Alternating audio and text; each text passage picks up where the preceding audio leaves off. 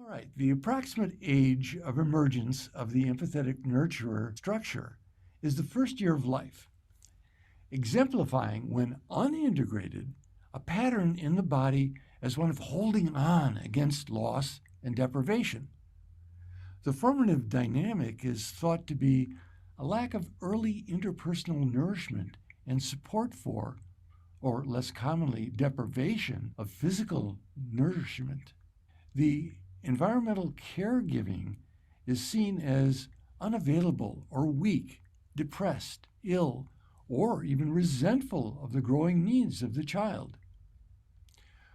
Neurologically, this period is characterized by explosive neuron growth, intimately shaped by the specific life conditions and interactions in the infant's new social environment. The primitive brainstem structures are already functioning, and the mammalian vagal system will mature during the first several weeks of life. Now, the structure of the brain, called the orbitofrontal cortex, undergoes rapid maturation from birth to around 18 months, and this is central to the ability to form attachments and relate in meaningful sequences. This is part of the brain that handles emotional evaluation, which is positioned between the limbic system and the frontal cortex. Emotional evaluation is central to the capacity for self-regulation, regulating our affect and regulating the autonomic nervous system, while also forming the basis of cognitive assessments. The inner state of caretaking strongly activates the frontolimbic cortex in the caretaker as well. Now, in the infant, the orbitofrontal cortex is strongly involved in the internalization of love and safe caring. In addition, being with via identification coupled with imitation becomes linked together and form a norm, imitating more of the caretaker's treatment towards the infant, and thereby losing self-efficiency, positive effect, and motor competency if the caretaker's presence is lacking. So in Figure 8, it shows us the areas of the frontal cortex involved in planning, logical reasoning, and appropriate social environmental responses. Now, as these develop, they modulate the raw emotional reactions of the limbic system to produce more appropriate responses to environmental stimuli. For example, if a child experiences chronic neglect, deprivation, or abandonment, the limbic system repeatedly reacts with a fight, flight, or eventually a freeze, a collapse response. Reasoning that the parents are there to provide and protect them would inhibit this anticipated fear and collapse response. If the child repeatedly experiences neglect, however, these neural and neurochemical connections of love and safe care do not develop appropriately. The basic right in question is, do I have the right to have? Is there enough? Now, while the infant may have experienced some loving acceptance by the mother, there is a corresponding feeling that what was given was not enough, provoking the development challenge of need versus independence. Now, note here, when I talk about developmental challenges of the stage before, the psychic sensitive, their developmental challenge was existence versus need. That is, if I want to exist, I have to stay hidden or invisible, but I don't get my needs met staying hidden and invisible. On the other hand, expressing my needs could make me a target for others' anger or hostility. For the empathetic nurturing, the challenge is to get my needs met, I have to be empathetic and become dependent on others. Or, if I opt to be independent, I'll be abandoned and not get my needs met. So you see that each developmental challenge sets up what looks like a no-win situation. I can have one requirement for my thriving without threatening another. For example, either I have safety and suppress my needs, or I try to get my needs met and threaten my safety for the psychic sensitive. For the empathetic nurturing, I can get my needs met by becoming dependent on others, or I can become independent and not be loved, be abandoned, or not given to by others. So now each of these challenges presents a puzzle for us to strive and solve, and from which to grow in an ascending order, as you will see as we go through each of the stages of development. So how we integrate each theme has a bearing on how we'll do with the next challenges of our life. So a person who has never gotten quite clear on their security, safety in their existence, and is now threatened by not having their needs fully met, may always be falling short of meeting their goals, much less thriving, because of their deep-seated fears that the world, the universe, their parents, God, does not fully support their thriving. At the second stage, a person who never fully integrates that they are connected to abundant source within them and can support themselves while still being loved by others, in other words, the world, the universe, parents, God, will always hold themselves back unconsciously, driven to put others first because of the basic survival fears of abandonment. Now, all this may seem nonsensical to your logic mind. Well, of course I can exist in safety and have all my needs met. But the reason I may not be getting all my needs met is, well, fill in the blank, with an excuse the mind has to invent to explain why their boss doesn't give them a raise, or why they have trouble paying their bills, etc. When underneath, unintegrated fears keep sabotaging their success. Or I can't really live the life I want because my parents, my mate, or my pets, or whoever need me, and I have to max out my credit cards, paying for the emergencies they have, or I always seem to have.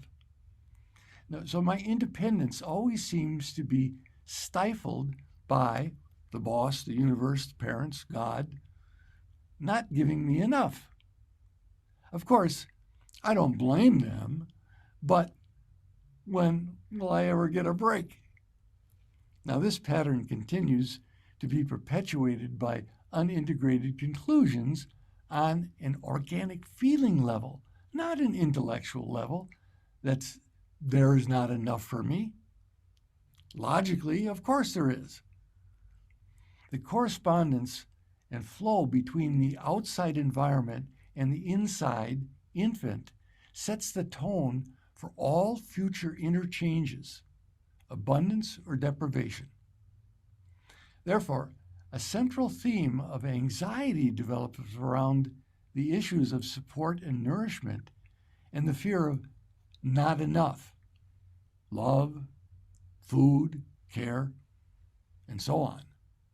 I think I might have related this in an earlier class that there was a period in the first 6 months of my life when my mother was following the doctor's orders of giving me only so much food, which wasn't sustaining me. And a lifelong pattern ensued of always wondering where the next meal is coming from. I mean, I had plenty of food after that original time, but my inner fears were always activated if I forgot my lunch or if supper wasn't on time or so on. Now, since the right to be fully nurtured is a birthright, if that's not established, then my body takes instructions. It looks undeveloped and weak. There is hypoactivity in a depleted energy field, which appears calm and quiet. Energy is held in the head, and the body has flaccid, smooth muscles, cold and depressed chest, and a corresponding shallow breath. So the idea that I'm not getting enough, or there's not enough for me, is reinforced every breath I take in my life, not being enough. This can be a pattern of having a tension in the jaw, held back in anger, with a desire to bite and an attendant constriction. We are seeing now the structure of someone with this empathetic nurturing theme. This correlates, as I said, with a shallow inhale, a clapped chest, the pelvis is held forward, and the knees locked. The eyes are pleading and puppy dog like. The reaction to stress is to collapse. So you see in this figure the body structure of a woman displaying the empathetic nurturing theme. The lips are full, it's like wanting to be fed. The head is inflated. There's tension at the base of the skull. The jaw and the mouth have tension, like it's not getting enough food. There's tension in the scapula. The chest is collapsed. The sternum is depressed. The back has weak lumbar, and the longitudinal muscles are clenched. Legs are locked and thin, undernourished. The feet are everted, long and thin, or they may be flabby, kind of baby-like. The body is often tall and thin, but not always. There can be other ways the body is, but the inner experience is of never getting enough. And they could eat, but they never seem or look nourished. The body is weak and undercharged. The skin can bruise easily. Now, emotionally, the fear-based polarity of the empathetic nurture is most frequently associated with depression and a fear of abandonment and dependency. Inner rage over feeling abandoned is coupled with a denial of having any needs. It's like after a while, who needs anyone? Is a counter-reaction. Therefore, the individual responds as either overly self-reliant or excessively needy. Deep-seated feelings of loneliness and a fear of being alone are met with disappointment and helplessness. There's a tendency to feel misunderstood. The lifelong strategy is a constant search for a place, a person, an event, and a situation that will meet their needs, reliving fears about inability to survive alone. Therefore, the central theme is one of need and support, characterized in relationships of reciprocity with strings attached. The defense pattern is verbal denial and oral sucking. Smoking, drinking may become habitual. So let's look at the empathetic nurturing drawings of the less integrated to the more integrated. So the strengths and the core qualities of the more integrated empathetic nurturing theme include the ability to be empathetic, to be serene, to love directly from the heart. And they can be a person of high intelligence and articulate with a sensitivity to injustice.